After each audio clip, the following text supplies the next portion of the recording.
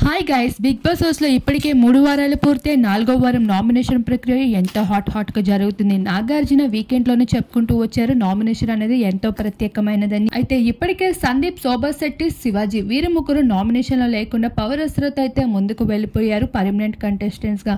ఇందులో సందర్భంగానే మిగతా హౌస్మేట్స్ అందరూ నామినేషన్స్ ఎంతో హాట్గా చేసుకున్నారు. అయితే రతిక వల్ల ఇక్కడ ప్రిన్స్ అలానే పల్లవి ప్రశాంతుల మధ్యన కూడా గొడవ ఏర్పడుతూ వచ్చేసింది.